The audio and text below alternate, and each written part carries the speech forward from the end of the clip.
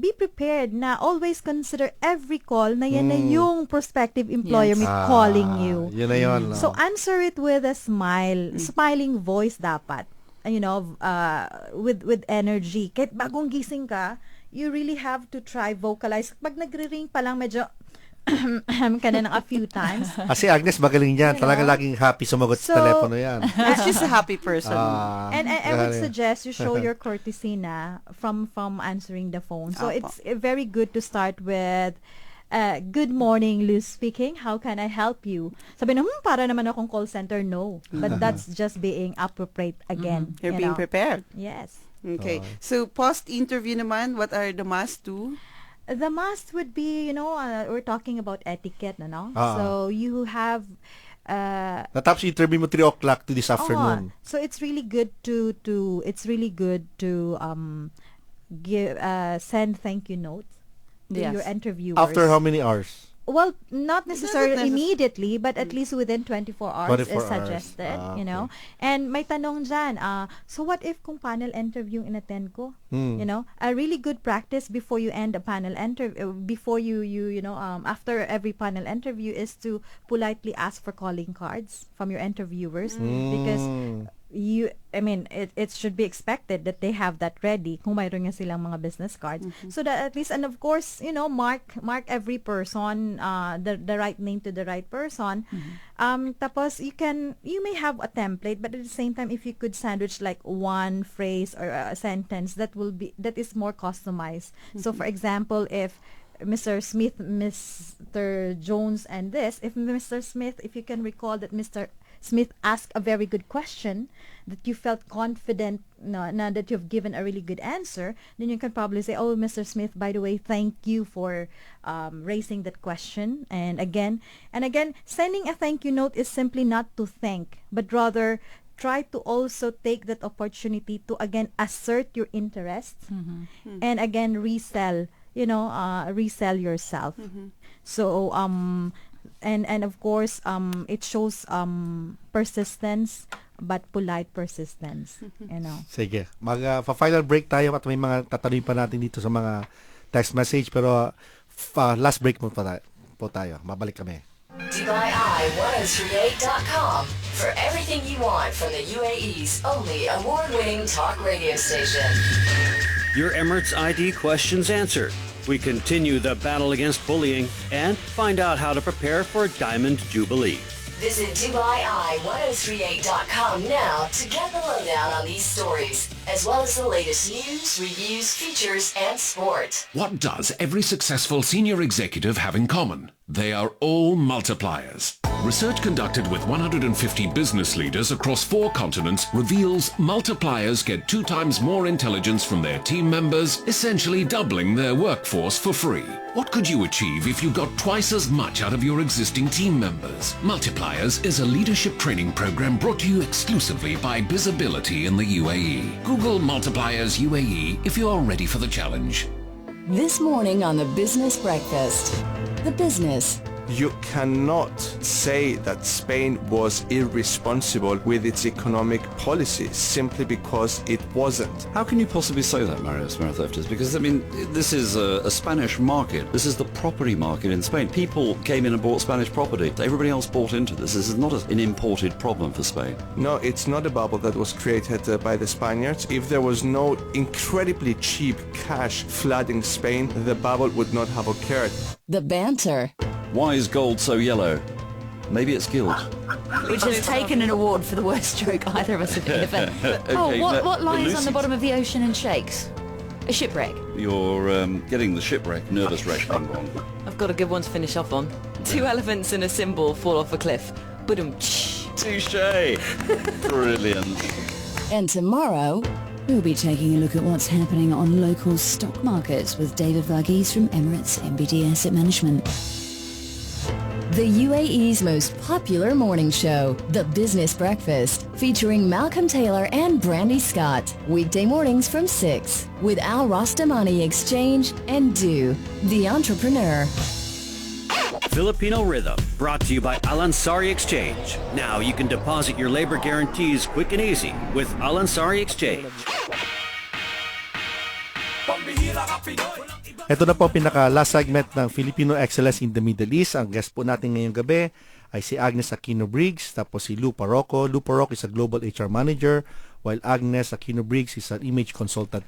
Agnes, nag-work ka sa Abu Dhabi for the past 5 years na into real estate, di ba? Mga kadil mo iba-ibang lahi. Actually, mostly non-Filipinos mga Westerners why did you stood up? Ba't ka why were you successful in your career sa Abu Dhabi as a real estate agent? Actually, Art, I'm very glad that you asked the question because I'm very proud to say that I'm actually more successful here in UAE in real estate compared to the Philippines, although I have 15 years of real estate experience in the Philippines. But having said that, 15 years of experience in the Philippines, you come to UAE, I just walk into a job and I don't know what to and I know what to do, and I'm actually better than most people around me because, as you know, real estate is new in UAE.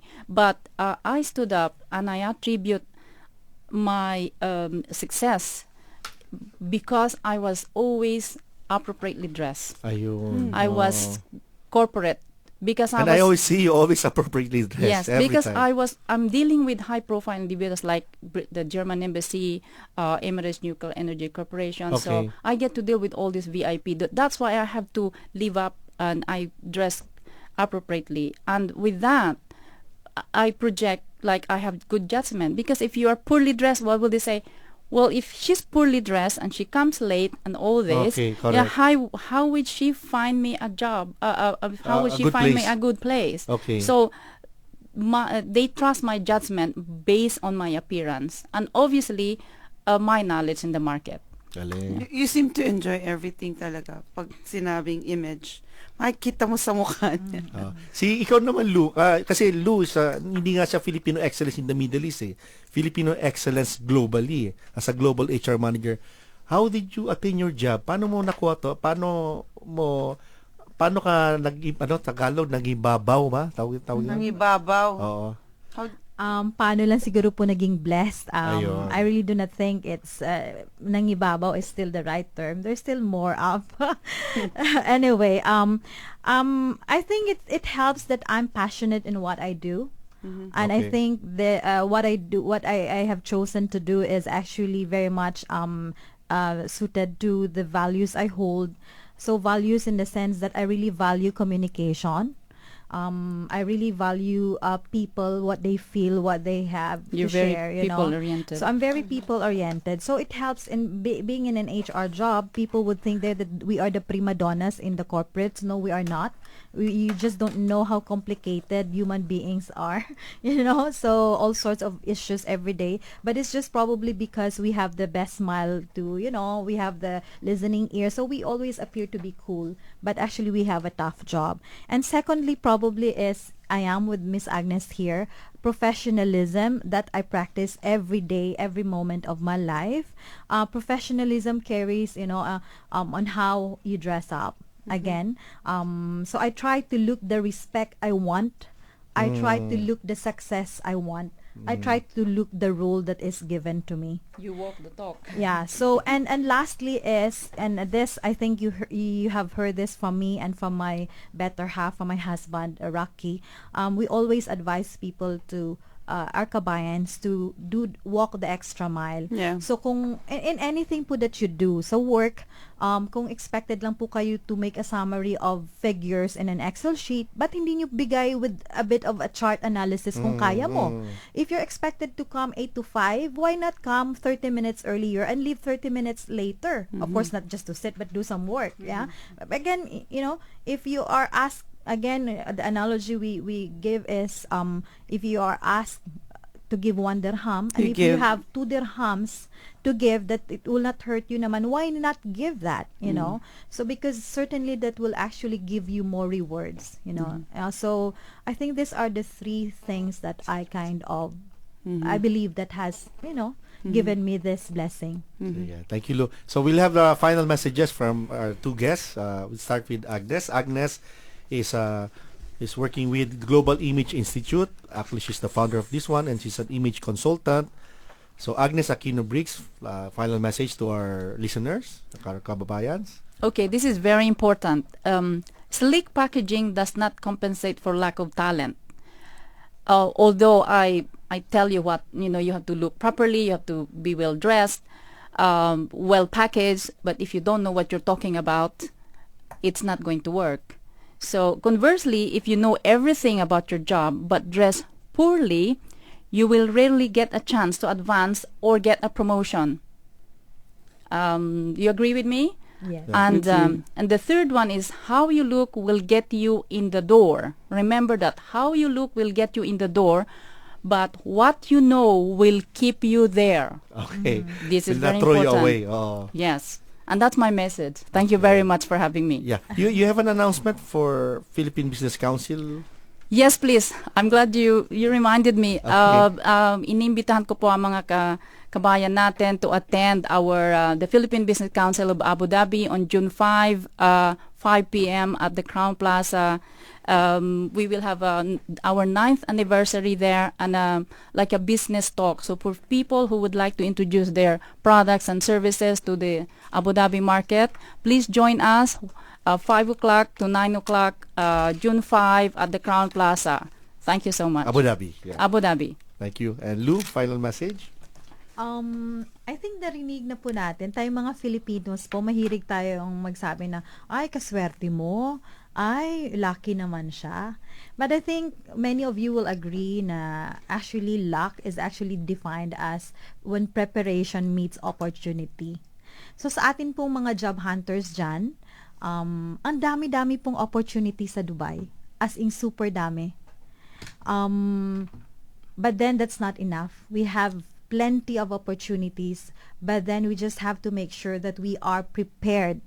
We are prepared to look for these opportunities and face these opportunities when they come so that then we will have the luck. Kasi nga po, if you have the opportunity tapos hindi naman po kayo prepared, I'm sure you will not get that luck. Right. Diba? So, mga kababayan, yun lang po sana yung ating isipin.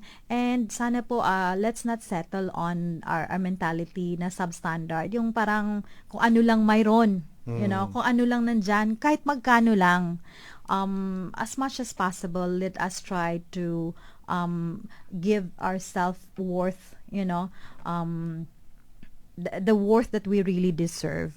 And medyo plugging lang po Sige ng lang, konti. Sige lang. Plugging ng konti. Actually, when we were posting po on Facebook, the Jumpstart Project, mayroon pong nag-approach sa atin na, I don't know if you know Jovi Del Carmen. She used to work in McDermott. Yes. Okay. She's also a friend because she's from HR. Ngayon pala po, nasa Philippines, and she works with Magsaysay career, parang it's an agency. Okay. Magsaysay is the name because they really carry the virtues and values of President Magsaysay, I think kung nagja-job hunt po tayo, let's ensure na nag-approach po tayo ng mga recruitment agencies, yun pong hindi tayo china-charge. So, if you want, you can try and visit magsaysaycareers.com and log in online. Kasi po, they're one of those agencies na talagang very fair and very transparent. And paalala po sa mga nag-job hunt, maraming naluloko. Kung mayroon po kayong mga recruitment agencies na napupuntahan at nag-a-ask po ng 100 dirhams, 200, 300, any fees po, hindi po yan actually allowed dito sa Dubai. So that means you are actually hoping for nothing. Okay. So save your money for something else, but don't pay any recruitment agencies for that. So, and again, a good luck to your job hunting. If you need personal help and coaching, anytime po, welcome.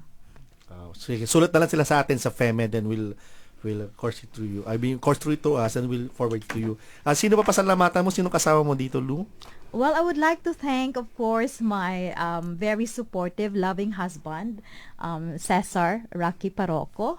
I think medyo napagod na. Oh, And kasama si of course, Patrick. my two lovely children, Patrick Parroco, Patrick Josh, and Pia Bianca, they have school tomorrow, but then they have Sila insisted mga to come. galing. Yes, That's so thank nice of you. them. Sige. El, ikaw, final word. Medyo nag-extend tayo. Oo, pasensya na, Daddy Blue. Yun lang nagpapabate, yung sa PICPA. Sabi dito, paki-announce yung 6th PICPA Middle East Conference from June 7 to 9 at Shangri-La Hotel, Dubai. Please contact my likodan at 050